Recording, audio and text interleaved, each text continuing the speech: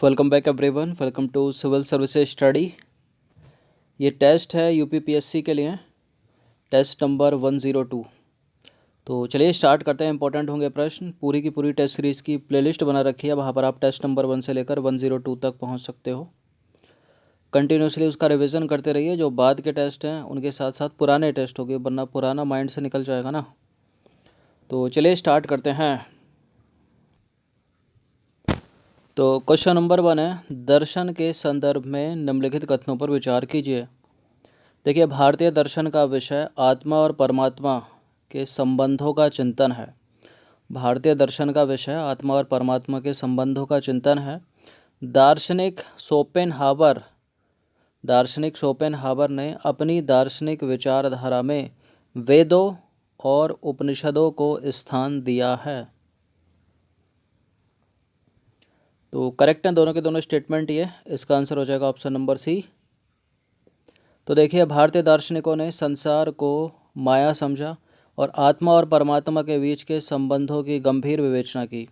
वास्तव में इस विषय पर जितना गहन चिंतन भारतीय दार्शनिकों ने किया है, उतना किसी अन्य देश के दार्शनिकों ने नहीं किया। तो करेक्ट है पहला वाला स्टेटमेंट।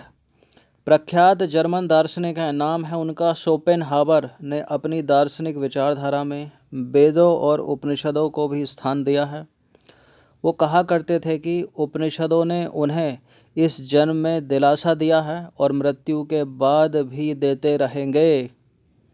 तो करेक्ट है, नाम याद रखना, शोपेनहावर एक दार्शनिक हैं जर्मन के। क्वेश्चन नंबर 2 पर आ जाइए। किस देश में इस्पात बनाने की कला का सबसे पहले विकास हुआ? इस्पात बनाने की कला का सबसे पहले विकास ईरान में नहीं हुआ है। अब बताइए कहाँ पर हुआ है फिर? यूनान में भी नहीं हुआ है, भारत में हुआ है, चीन में नहीं हुआ है। कहाँ हुआ? भारत में।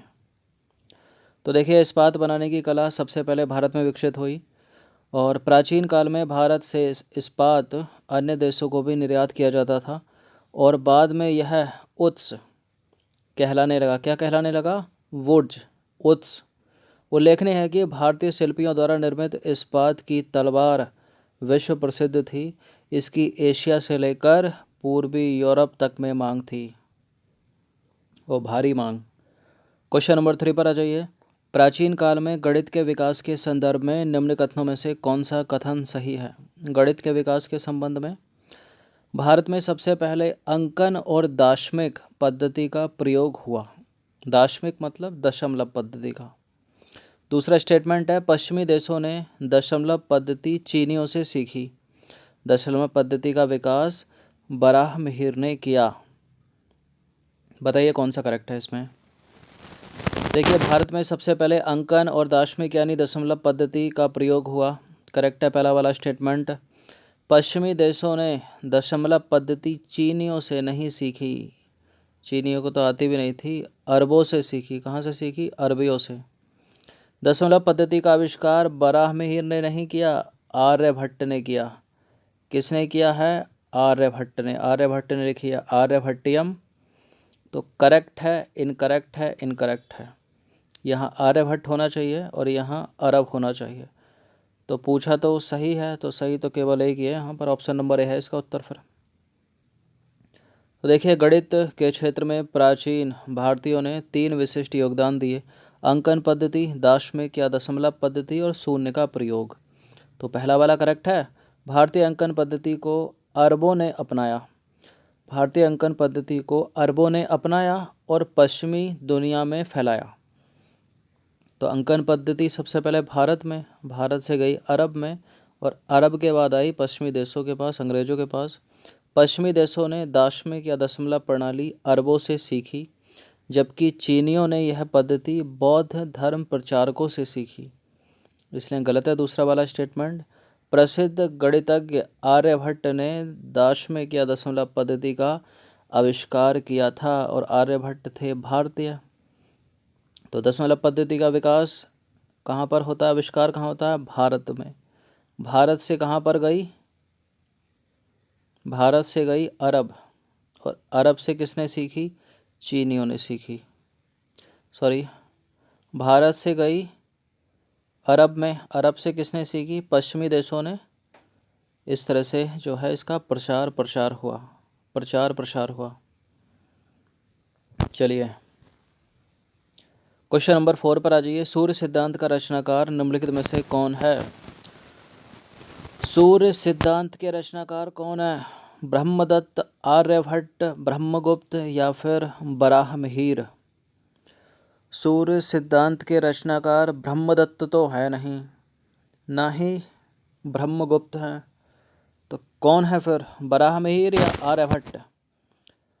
तो देखिए बराहमिहिर भी नहीं है, क्योंकि इसका उत्तर है आर्यभट्ट। तो सूर्य सिद्धांत नामक पुस्तक की रचना जो है आर्यभट्ट ने की है। आर्यभट्ट हैं इसके प्रतिपादक।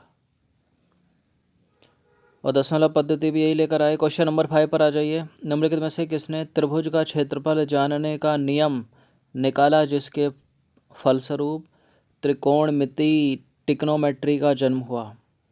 त्रिभुज का क्षेत्रफल जानने का नियम निकाला, जिसके फलस्वरूप त्रिकोणमिति का जन्म हुआ, और इनका नाम है आर्यभट्ट। किसने निकाला? आर्यभट्ट ने।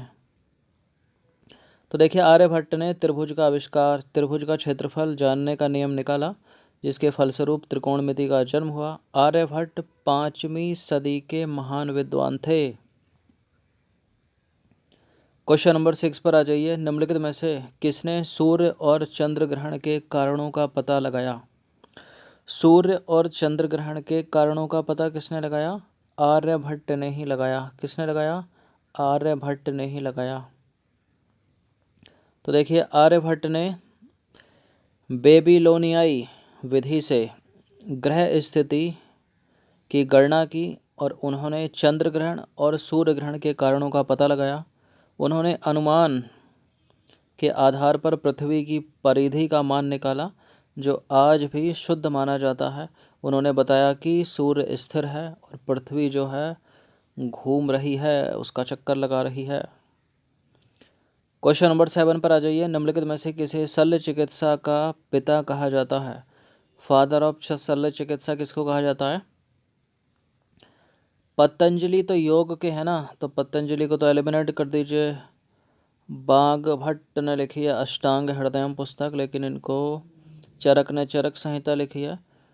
तो ये 3 तो हैं चिकित्सा से संबंधित, लेकिन शल्य चिकित्सा का पिता इनमें किसको कहा जाता है? सुश्रुत को कहा जाता है। किसको कहा जाता है? सुश्रुत को। तो औषधियों का उल्लेख सबसे पहले अथर्ववेद में मिलता है। सुश्रुत को ही शल्य चिकित्सा का पिता कहा जाता है। सुश्रुत ने शल्य चिकित्सा के 121 उपकरणों का उल्लेख किया है। सुश्रुत संहिता में सुश्रुत ने मोतियाबिंद, पथरी तथा अन्य बहुत से रोगों का उपचार शल्य क्रियाविधि से बताया है। क्या होती है शल्य क्रियाविधि? काट छाट। और जो वैद्य जो होते हैं, जो जड़ी बूटी वाला, वो अलग है। क्वेश्चन नंबर 8 पर आ जाइए। वो तो आयुर्वेद में आ जाता है ना। थे सभी आयुर्वेद से जुड़े हुए, लेकिन ये शल्य चिकित्सा में जो है निपुण थे सुश्रुत।